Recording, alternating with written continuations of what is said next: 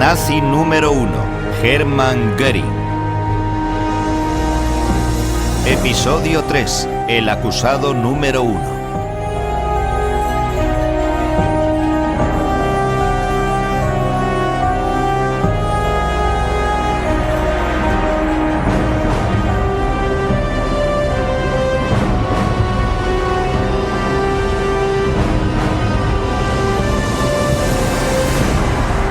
Hermann Göring, el antiguo as de la aviación, se había convertido en el lugarteniente de Hitler. Su Luftwaffe fue un elemento clave de la guerra relámpago emprendida por el Führer y llevó el terror y la muerte a los países vecinos de Alemania. Göring prometió proteger las ciudades alemanas de los bombardeos enemigos. Cuando no pudo cumplir su promesa, se refugió en extraños mundos de ensueños y llevó una decadente vida privada.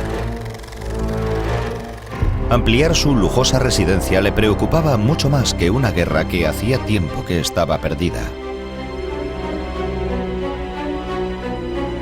Hitler le insultó y le llamó completo fracasado, pero el Führer jamás destituyó a quien había designado como heredero.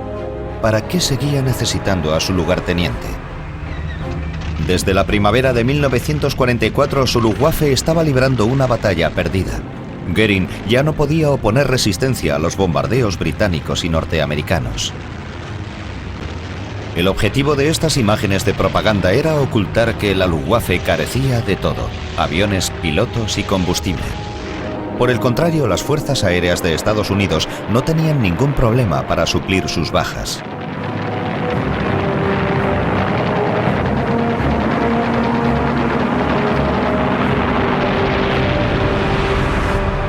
Göring en el funeral de Estado en honor del piloto Helmut Lehn en octubre de 1944.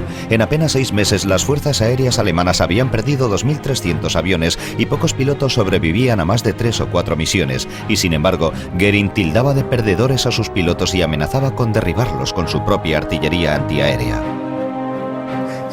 Dijo que los pilotos de combate éramos unos cobardes, pero él no tenía ni idea de cuál era la situación real. En aquellos momentos ya teníamos problemas con el reclutamiento, no había suficientes pilotos de combate y habíamos tenido unas misiones de combate muy complicadas contra la 8ª y la 15ª Fuerzas Aéreas. Habíamos sufrido unas bajas enormes y sabíamos que 1 de cada 2 aviones que salía en una misión no volvería a la base, y aún así el Reichsmarschall nos llamaba cobardes.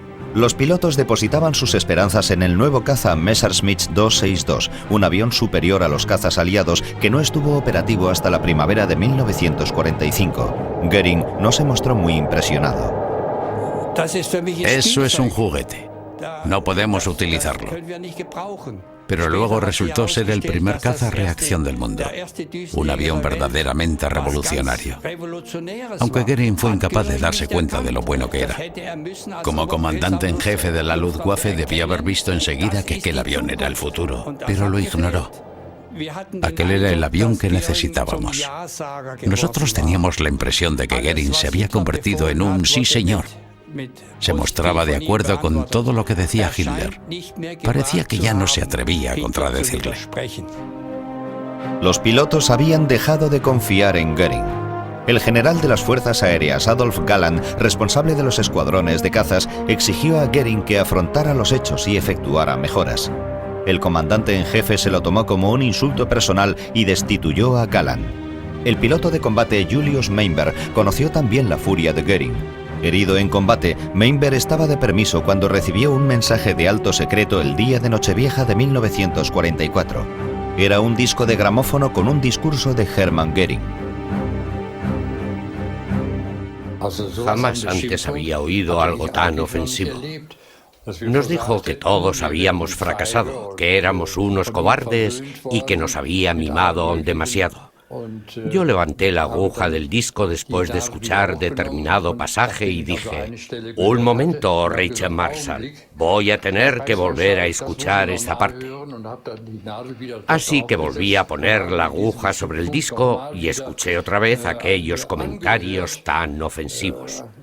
Debo decir que yo me quedé helado, sin habla. ¿Cómo podía enviar aquel disco a los pilotos? ¿Elevar la moral de los pilotos a base de vituperios? Goering ya no sabía qué hacer.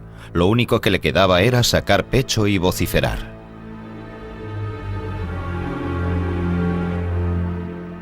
Era un drogadicto, como todos sabemos, y es probable que no estuviera en sus cabales cuando lanzó todas aquellas invectivas.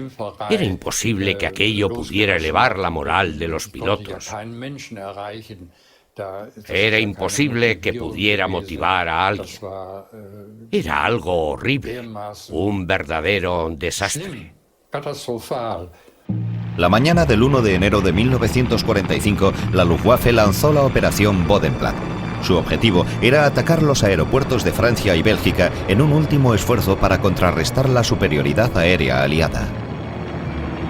Unter rücksichtslosem Einsatz werden im Alarmstab aufgestiegene amerikanische Jäger und 4 motorige Maschinen angegriffen und 80 von ihnen zur Erde geschickt. Lo que se omite en este noticiario es que los alemanes perdieron 300 de los 1035 aviones que intervinieron en esta operación, 84 de ellos por culpa del fuego amigo. Fue la última gran misión de la antaño temida Luftwaffe.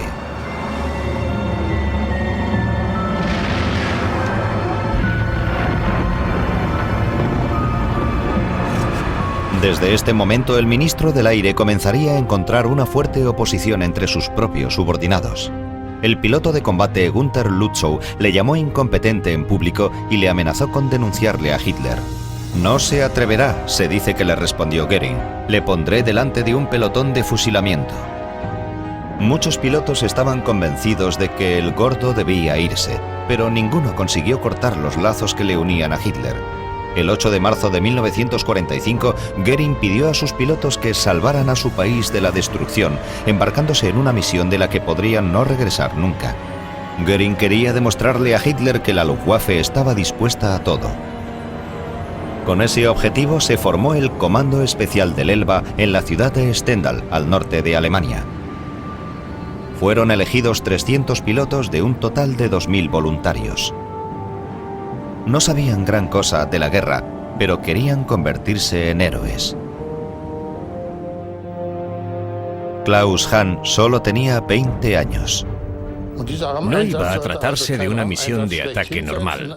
Se suponía que debía de ser una ofensiva espectacular, capaz de generar miedo y pavor en las fuerzas aéreas estadounidenses, con el objetivo de que renunciaran a entrar en el espacio aéreo alemán, al menos temporalmente.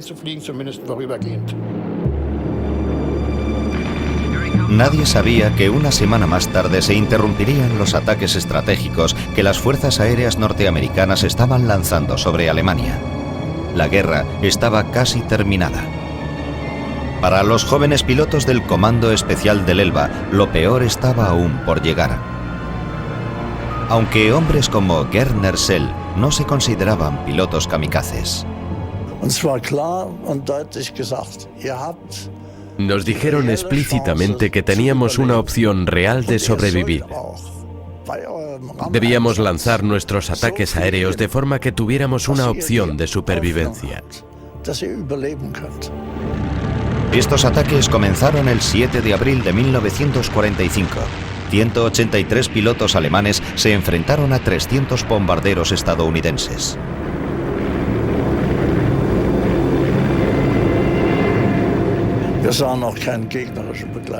Gracias a Dios, los bombarderos enemigos no llevaban escolta.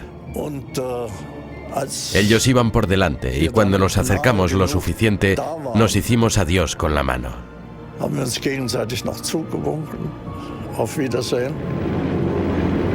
Cuando sobrevolaban el Steinhuder Meer, un lago cercano a Hannover, los pilotos alemanes se lanzaron contra los bombarderos norteamericanos.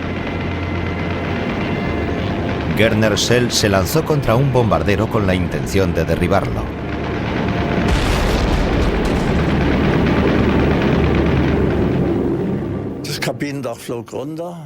La cubierta de la cabina de mando salió volando y a mí me arrastró la corriente de aire. Me golpeé en el hombro derecho con la cola de mi propio avión. Intenté alcanzar el cable del paracaídas con el brazo derecho, pero no podía llegar. Sentía un dolor insoportable, pero finalmente el paracaídas se abrió y yo perdí el conocimiento. 77 pilotos alemanes perdieron la vida. Los estadounidenses perdieron 23 bombarderos, pero eso no impidió que siguieran atacando sus objetivos del norte de Alemania. No teníamos ninguna posibilidad. Aquella acción no tenía sentido, no podía tener éxito porque las fuerzas del enemigo eran muy superiores a las nuestras. El cuartel general de la Luftwaffe estaba oculto en unos refugios en forma de conos de 23 metros de altura cercanos a Potsdam. Ese era también uno de los distintos depósitos en los que Göring almacenaba sus obras de arte. El 20 de abril de 1945, el último cumpleaños de Hitler, las obras de arte fueron trasladadas a otro lugar para impedir que cayeran en manos del Ejército Rojo. Eran el fruto de 12 años de saqueos indiscriminados de Göring. El lugarteniente de Hitler estaba deseando abandonar la amenazada capital de Alemania.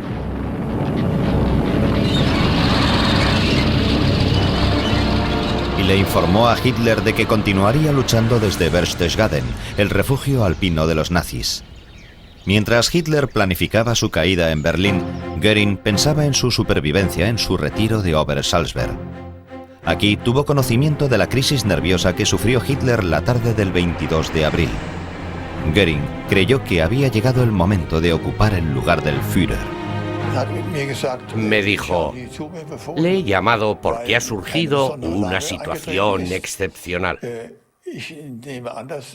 Creo que el Führer ha perdido su capacidad para actuar libremente.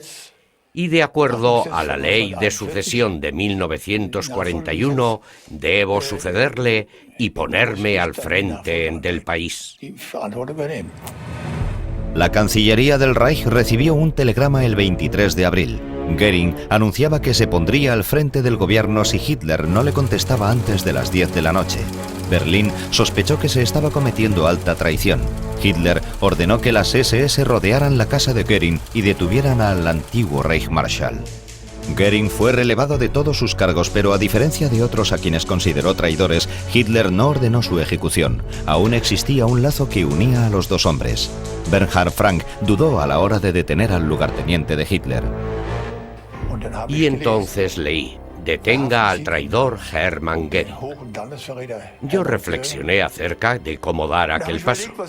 Así que me acerqué a él y le dije, Herr Reichsmarschall, acabo de recibir un mensaje de radio del Führer. Entonces se produjo un largo silencio, durante el cual es muy probable que él estuviera reflexionando sobre cuáles podían ser mis intenciones. Entonces le dije que tenía orden de detenerle y él me pidió que le enseñara la orden. Yo le enseñé el mensaje de radio y él lo leyó. Y después de otra larga pausa me dijo, entonces tendrá usted que detenerme. ¿Qué otra cosa podía decir yo excepto, sí, Herr Reichsmarschall? Pero lo cierto es que no le detuve yo, se detuvo él mismo. Göring, su mujer Emmy y su hija Eda fueron conducidos al refugio subterráneo construido en su finca, un sistema de túneles de 400 metros con 10 habitaciones. Ahora era él quien estaba siendo vigilado por las SS. El mariscal del Reich, acostumbrado a la pompa y al lujo, estaba encerrado en una catacumba. El 25 de abril, 360 bombarderos británicos atacaron la montaña de Hitler. El impacto de las enormes bombas, algunas de las cuales pesaban más de 5 toneladas, sacudió el refugio privado de Göring, pero el techo de cemento resistió sin desmoronarse.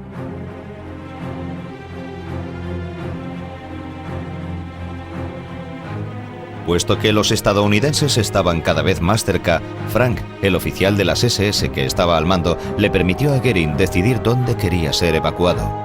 Su respuesta fue a Mautendorf, donde pasé mi juventud. Göring regresó por última vez al castillo de su infancia, esta vez en calidad de prisionero, para refugiarse en una vida de fantasía y ensoñación.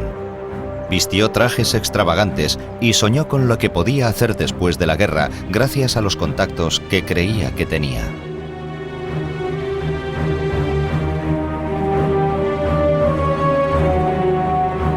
Para empezar, tuve que esperar media hora que Göring estuviera listo porque fue a cambiarse. Regresó vestido de cazador. Me dijo: tenemos aquí al hijo de Stalin. Le hemos tratado bien. Él estará en disposición de ayudarnos. Además, dijo: tengo muchos contactos con los ingleses. Espero poder hablar con ellos. Yo le escuché, pero no le dije nada. ¿Qué podían decir? Después de la muerte de Hitler, Göring volvía a ser un hombre libre, aunque solo durante unos pocos días. En el castillo de Mauterndorf soñó con negociar un armisticio con los aliados. Göring creía que podría hablar con el general Eisenhower acerca del futuro de Alemania, de mariscal a mariscal. El día 7 de mayo de 1945, Göring decidió salir al encuentro de los norteamericanos. De pronto oímos: viene el Reichsmarschall. Lo dijeron por los altavoces. Lo repetían una y otra vez: el Reichsmarschall, el Reichsmarschall. La detención de Göring fue una escena grotesca más que tuvo como escenario una carretera rural austríaca. Cerca de donde estábamos había un campo de trabajo para mujeres y de pronto las mujeres se pusieron a dar saltos y a gritar: ¡Nuestro Hermann! ¡Nuestro Hermann! Y empezaron a correr llenas de entusiasmo. La figura amable del régimen seguía disfrutando de una gran popularidad y quizá por eso le cegaba la creencia en su propia importancia. Para el ejército norteamericano, detener al Reichsmarschall era un gran logro. Mi padre vio también la escena desde la ventana y recuerdo que me dijo: mira a esos farsantes, ahora incluso se dan la mano. La verdad es que no parecía que le estuvieran deteniendo. Más bien se saludaban todos como si fueran viejos amigos. Emma Göring y su hija Eda cayeron también en manos de los norteamericanos, que las trasladaron al castillo de Fischhorn, no lejos de Mauterndorf.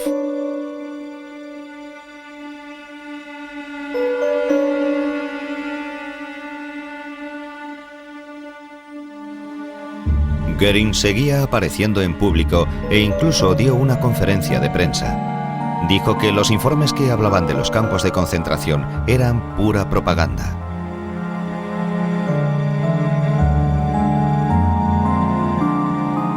Göring jugó a hacerse el inocente y se seguía considerando indispensable.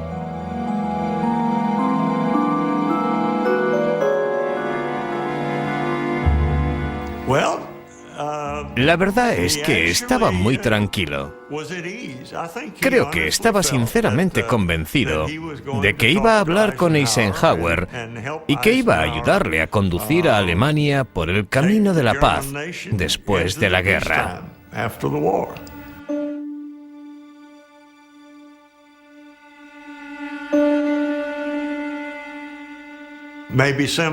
Puede que pensara que podía hacer algo similar a lo que hizo el Kaiser Guillermo en el exilio después de la Primera Guerra Mundial. Estoy seguro de que pensaba que podía desempeñar un papel similar a ese. Porque no hay duda de que era un hombre amable, sonreía constantemente y no parecía muy estirado. En aquellos primeros momentos ni siquiera le habían quitado su pistola. Göring se presentó en todo su esplendor barroco y se negó a creer que su vida como hombre del Renacimiento había acabado de una vez por todas. Al mismo tiempo, se descubrieron en Berchtesgaden vagones de tren llenos de las obras de arte robadas por Göring. Göring pronto dejaría de ser don amable. Eisenhower dio órdenes de que le trataran como a un prisionero más y tuvo que entregarlo todo: su arma, sus medallas su bastón de mariscal, su anillo de esmeraldas y sus maletas llenas de ropa. Goering estaba tremendamente gordo. Había alcanzado un peso descomunal, yo creo que pasaba de los 100 kilos, y apenas medía unos 70 o unos 72, así que tenía un aspecto grotesco. Estaba muy obeso.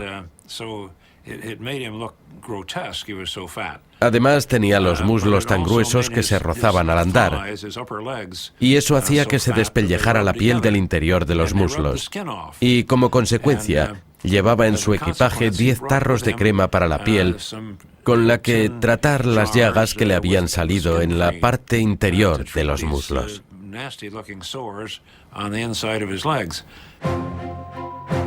Ya no quedaba nada de su ostentosa fachada. El nazi vivo de mayor rango fue conducido a Nuremberg. El viejo edificio del juzgado seguía en pie en medio de las ruinas y los escombros. Y también contaba con una cárcel, un lugar perfecto para establecer el tribunal que juzgaría a los principales criminales de guerra. Para los aliados, Göring era el nazi número 1. Él personificaba los crímenes cometidos por la Alemania de Hitler. Su hermano Albert fue encarcelado en la misma prisión. Pero Albert había ayudado a escapar a docenas de familias judías y fue puesto en libertad mientras Hermann era interrogado a diario.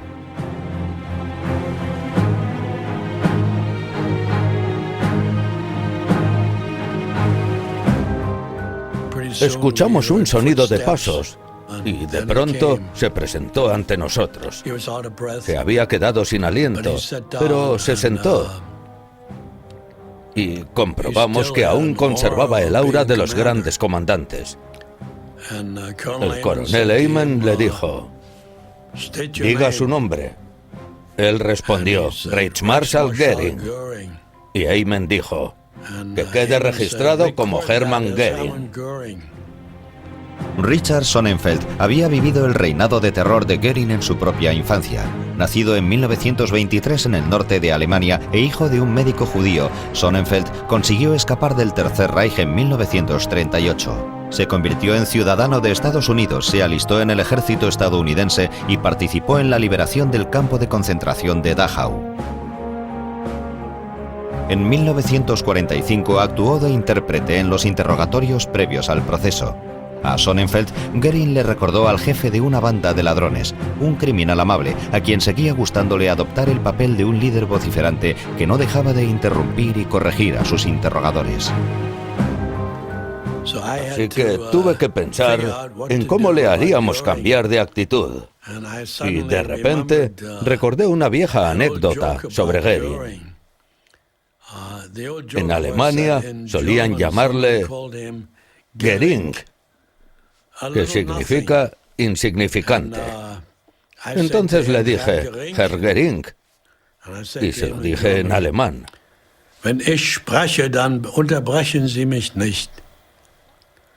Y a medida que le estaba hablando, vi que en su mente se producía una especie de clic. Y él me dijo: «Mi nombre no es Göring, mi nombre es Göring». Y entonces le dije: «Muy bien, haremos un trato. Si usted no vuelve a interrumpirme, yo no volveré a llamarle Göring». Y él sonrió. Göring declaró que aceptaría la responsabilidad de todo lo que se hubiera hecho en su nombre, pero afirmó que no sabía nada del genocidio de los judíos.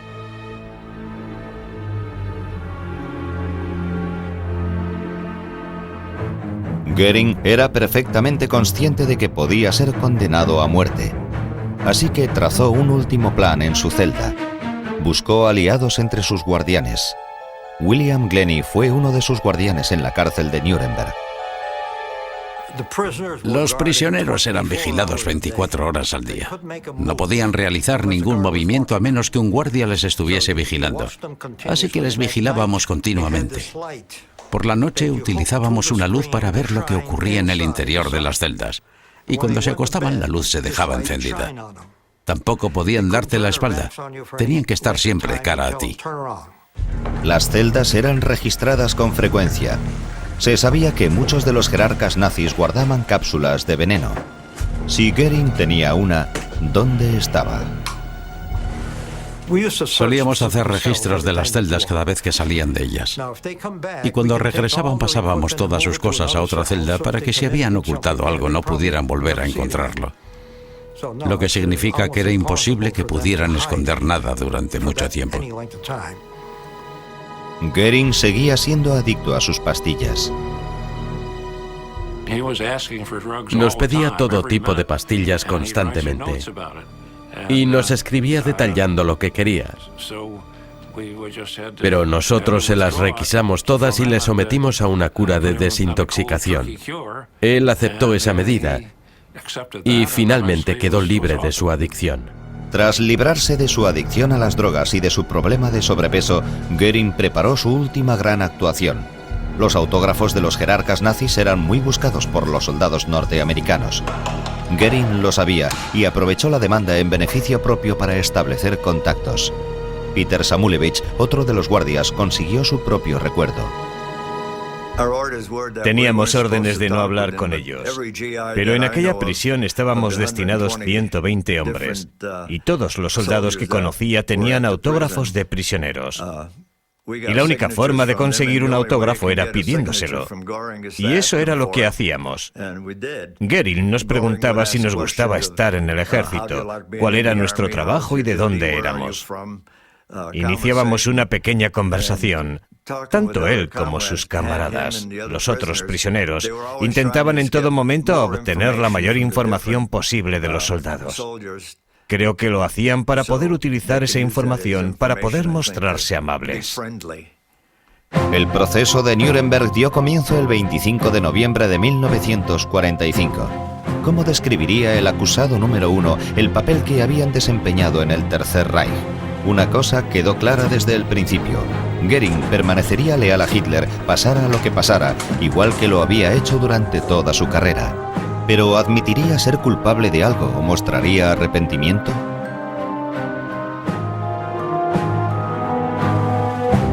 Brought before an international tribunal, the leaders of Hitler's Reich, including the still defiant Hermann Göring, the former number 2 Nazi Rudolf Hess, and ex-foreign minister von Ribbentrop, face their accusers. El juicio a los principales criminales de guerra se convirtió en un espectáculo que los medios de comunicación llevaron a todo el mundo. Tenía delante a los que para mí y para la mayoría de los habitantes del mundo civilizado eran los mayores criminales de todos los tiempos. Eran los hombres que habían condenado a muerte a todas las personas que querían eliminar. Niños, bebés, mujeres, ancianos. Y no estamos hablando de militares, sino de civiles alemanes. Los mataron solo por ser judíos. Yo, al igual que muchos otros de los que asistimos a los juicios de Nuremberg, jamás imaginé que vería a un grupo de personas como aquel. Unas personas que, en mi opinión, merecían morir bajo tortura. Lo que habían hecho era de una enorme vileza. Yo no soy un hombre que tenga la costumbre de escupir, no recuerdo haber escupido en mi vida, pero en aquel momento sentí la necesidad de querer hacer algo. Robert Jackson fue el fiscal jefe de Estados Unidos en un juicio en el que, por primera vez en la historia, políticos y jefes militares eran acusados personalmente al finalizar una guerra por haber cometido crímenes y provocado muertes. The wrongs which we seek to condemn and punish have been so calculated, so malignant and so devastating that civilization cannot tolerate their being ignored. Because it cannot survive their being repeated. Desde un principio, Goering intentó convertir el juicio en una plataforma para su lucimiento.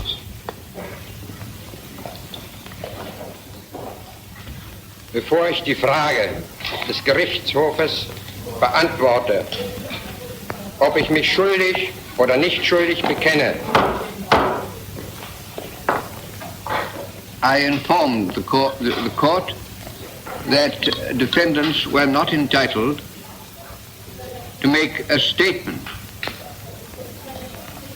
You must plead guilty or not guilty. bekenne mich im Sinne der Anklage nicht schuldig. Hitler estaba muerto, Himmler también, Bormann estaba muerto. Los que estaban allí eran los que quedaban, y el más importante de todos era Goering.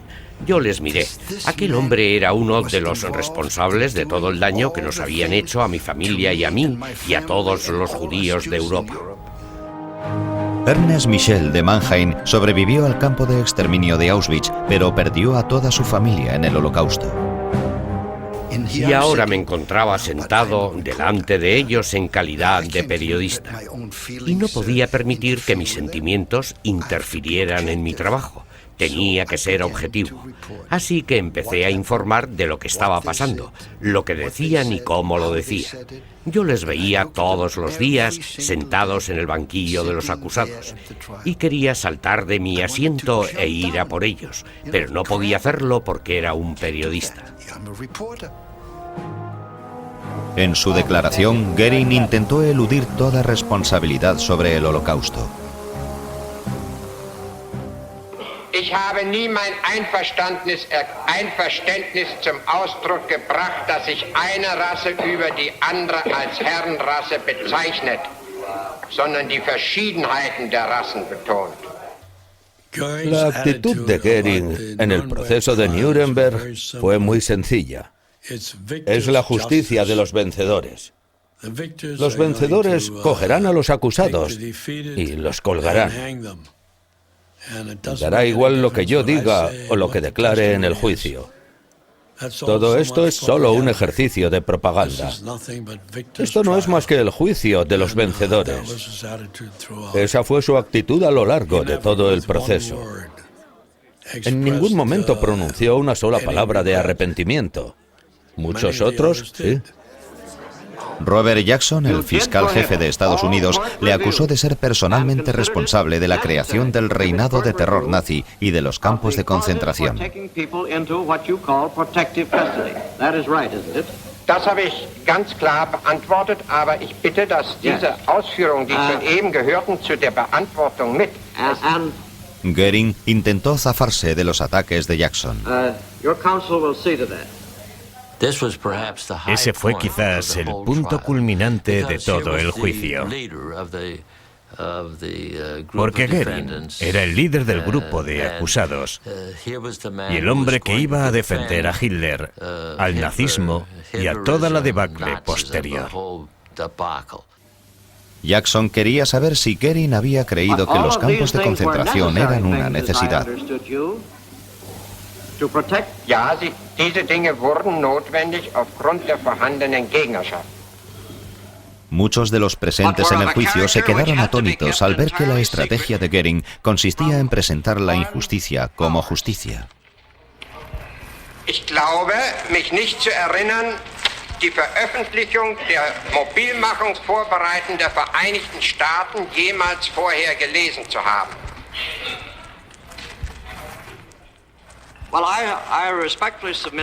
Llegó incluso a reírse de la guerra y de los crímenes. Jackson se quejó de la falta de cooperación del acusado desde el principio del juicio. Bitte nochmal die Frage exakt zu stellen.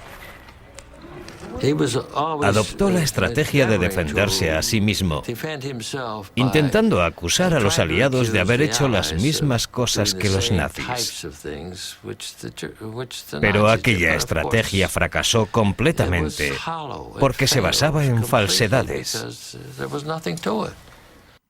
Goering se consideraba la personalidad más importante de la sala. Los otros acusados reconocieron su papel como el del nazi número 1. Creo que Goering era extremadamente importante. Destacaba por su presencia física y por el efecto que causaban en los demás su fanfarronería y su forma de andar. En las repreguntas, por ejemplo, quiso asegurarse de que causaba una buena impresión, pero no lo hacía porque quisiera quedar absuelto. Él sabía que eso era imposible. Lo único que le importaba ya era quedar bien en los libros de historia. Tras años de silencio durante la guerra, volvía a retomar una vez más su viejo papel de político elocuente. En la cárcel, Göring continuaba intentando ganarse la confianza de sus guardias para poder representar el último acto de su espectáculo. No tardó en encontrar lo que buscaba. Había un guardián con quien hablaba mucho y de quien se hizo amigo. Era un oficial que se llamaba Willis. Jack Willis. Jack Willis, de Texas, era un apasionado de la caza, como Göring, y eso fue lo que les unió. Esta foto, en la que se les ve a ambos en la cárcel de Nuremberg, está firmada en su reverso por Göring como maestro cazador Reich y le desea buena caza. Pero Göring tenía algo más que ofrecer a Willis. Me enseñó el reloj de pulsera y en la caja llevaba grabado el nombre de Hermann Göring. Yo me quedé mirando al teniente y me dije, si Göring le ha dado el reloj, a mí me gustaría quedarme con otro recuerdo. Me gustaría que me diera su pipa. Göring fumaba en una pipa preciosa. Göring mostraba interés por Willis porque, como oficial encargado de la vigilancia, tenía acceso al almacén donde estaban guardados sus tarros de crema para la piel. Una y otra vez, Göring pedía por escrito que le devolvieran los tarros de crema. Willis no tenía ni idea de que su amigo le estaba utilizando como peón en una partida de ajedrez.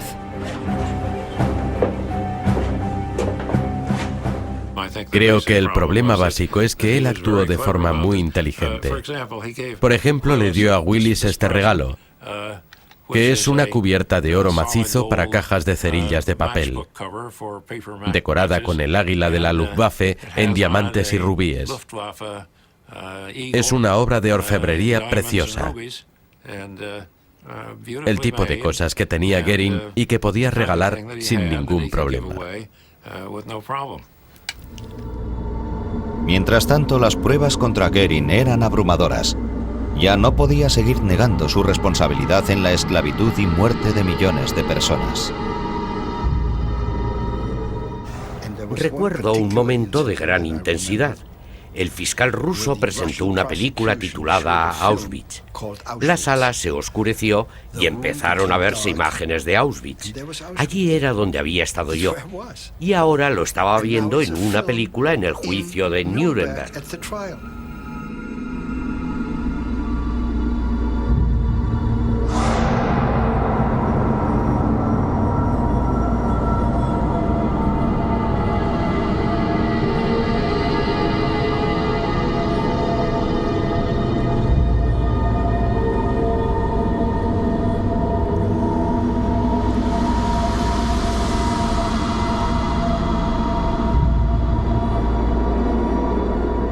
El efecto que tuvo aquella película fue terrible. Todos los presentes nos sentimos conmocionados, incluso los acusados y los abogados de los acusados. Algunos de ellos se echaron a llorar, otros apartaron los ojos de la pantalla y se negaron a ver aquello. Y cuando se dieron las luces, Göring dijo en voz alta, «Eso no es más que una película de propaganda, como las que hacía el propio Goebbels». Pero el efecto que tuvo la película en el resto de los presentes fue tal que los jueces tuvieron que suspender la sesión durante el resto del día. Porque nadie estaba en condiciones de continuar después de lo que se había visto en aquella película. Después de que el mundo viera aquellas imágenes, no quedaba duda de cómo recordaría la historia a Göring. Le habían arrancado la máscara del nazi amable. Göring había sido corresponsable en todo momento del peor crimen contra la humanidad.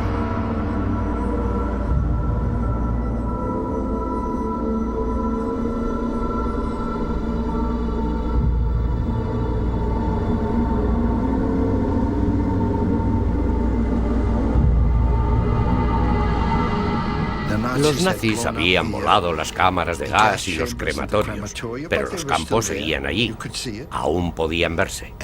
Y cuando se encendieron las luces, ellos estaban tan tranquilos, riéndose.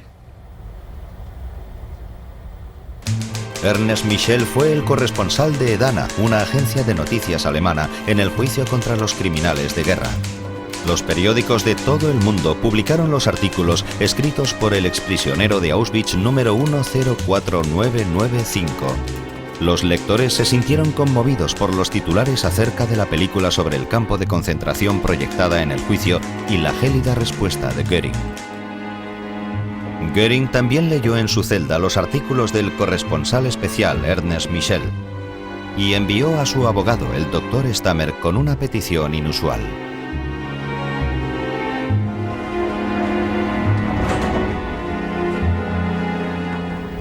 Me dijo, Herr Michel, Hermann Göring lee sus artículos sobre el juicio. Y en ellos usted dice que fue el exprisionero de Auschwitz 104995.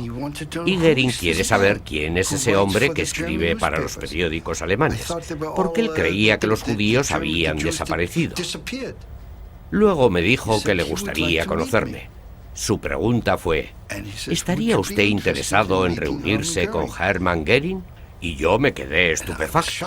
¿Reunirme con Göring en Nuremberg?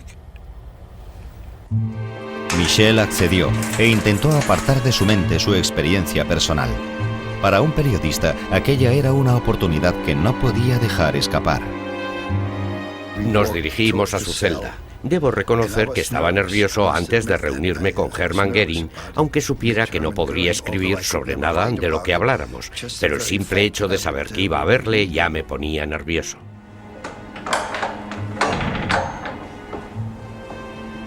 Entro en la celda.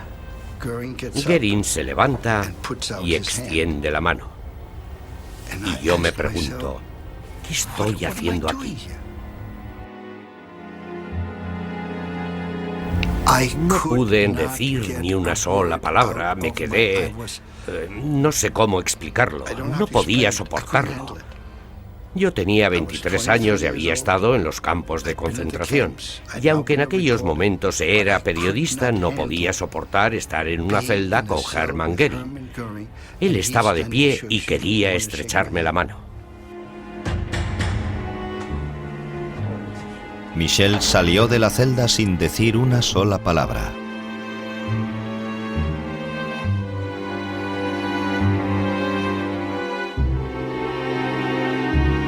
Sentí que había hecho lo que debía. Nunca me he arrepentido de no haber dicho nada.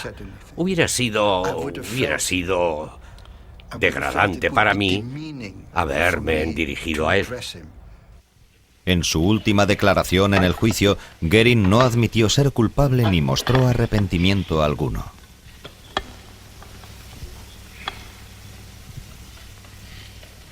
Die Anklagebehörde hat in ihren Schlussplädoyers die Verteidigung und ihre Beweisführung als völlig wertlos behandelt.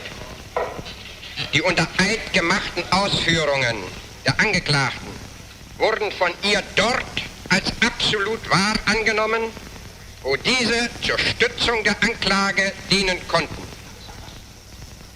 Aber im gleichen Augenblick als Meineid bezeichnet, wo diese Aussagen die Anklage widerlegten.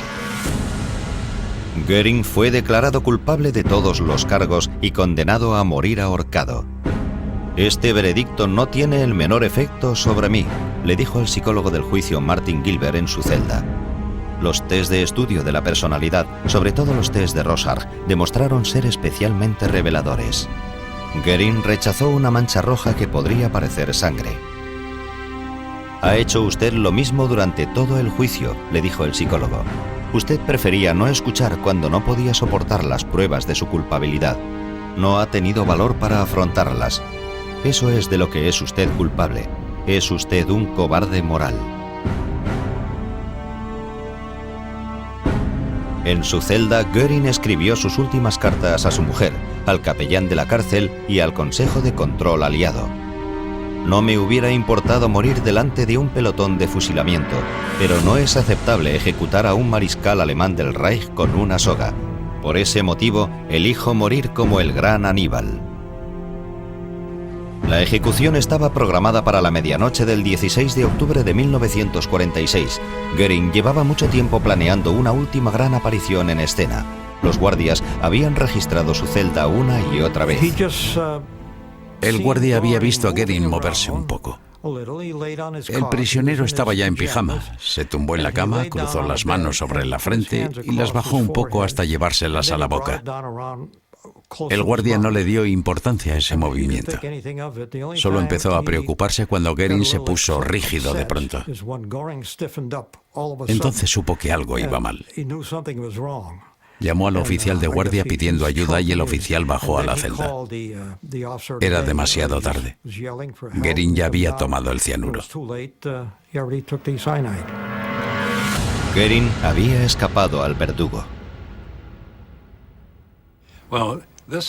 Esta es la cápsula de cianuro que tenían todos.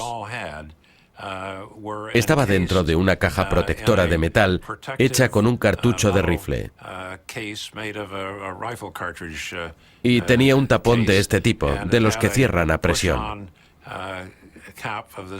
No tienes más que quitar el tapón, sacar la ampolla de cristal, metértela en la boca y morderla con los dientes. La muerte es inmediata. Y eso es lo que hizo.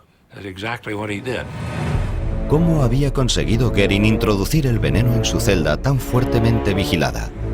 Él mismo nos dio la respuesta en una carta que escribió 4 días antes de su muerte al coronel Andrews, el comandante de la cárcel de Nuremberg. La carta fue encontrada después de su muerte. Cuando me trajeron a esta cárcel, yo tenía 3 cápsulas. Guardé la primera entre mi ropa para que la encontraran durante el registro.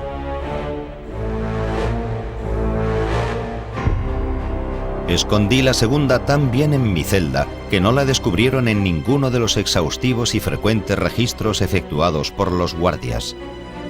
Durante las sesiones del juicio la guardaba en las botas. La tercera cápsula sigue todavía en mi pequeño neceser de higiene personal, en el tarro redondo de crema para la piel, escondida dentro de la crema. Era casi imposible encontrar la cápsula. ¿Era esa toda la verdad? ¿Era posible esconder una cápsula de veneno durante tanto tiempo en su celda? Un guardia americano ocupó las portadas de periódicos de todo el mundo con una historia extraordinaria. Aseguró haber introducido el veneno en la celda de Goering en el interior de una pluma. Herbert Lee Stivers, de California. Matías me dijo: Herbert, algún día serás famoso por lo que has hecho. Herbert Lee Stivers tenía 18 años cuando le destinaron como guardia en la cárcel de Nuremberg. Un día conoció a una joven en la calle.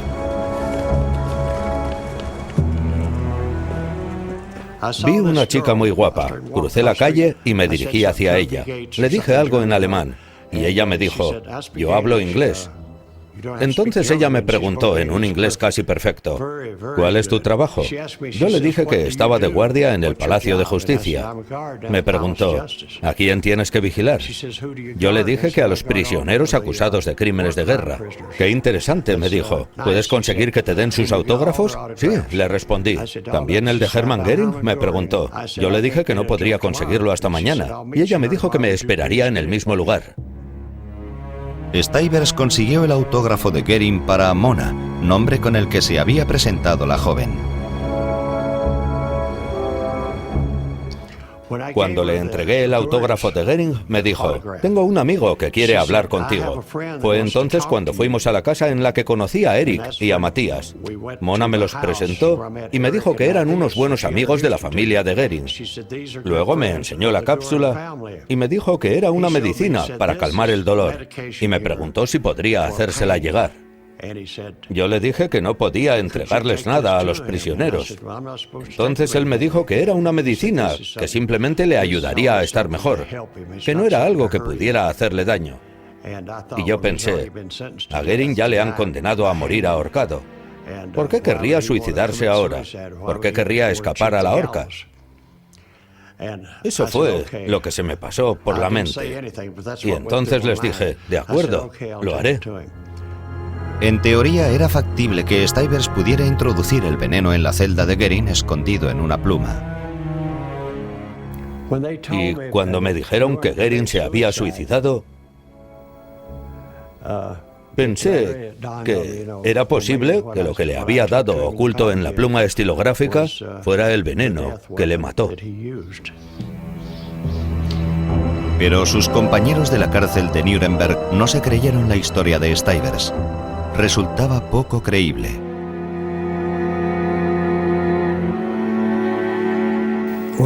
Cuando abandoné Nuremberg hace años, alguien me preguntó lo mismo. ¿Por qué no dijiste que le diste tú el veneno a Goering? Porque yo estaba allí y pude haberle dado la cápsula sin ningún problema cuando estaba en la celda. Pero todo eso no son más que rumores. En aquellos momentos ni siquiera se me ocurrió pensar que podía ser una buena idea decir que había sido yo quien le había entregado la cápsula e inventarme cualquier historia. La verdadera historia fue diferente. Se encontró una cápsula de veneno en el tarro de crema para la piel de Goering.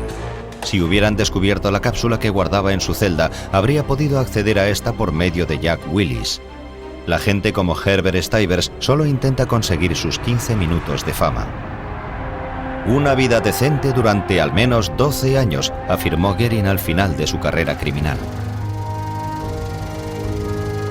Sus películas caseras nos demuestran qué era lo que más le importaba: alcanzar el poder y la riqueza como lugarteniente de Hitler. El motor que le impulsaba era su sentido de la teatralidad, sin moderación y sin escrúpulos. Carin Hall en ruinas. Ya no queda nada de la antigua riqueza de Goering. Lo que siempre se recordará será su culpabilidad.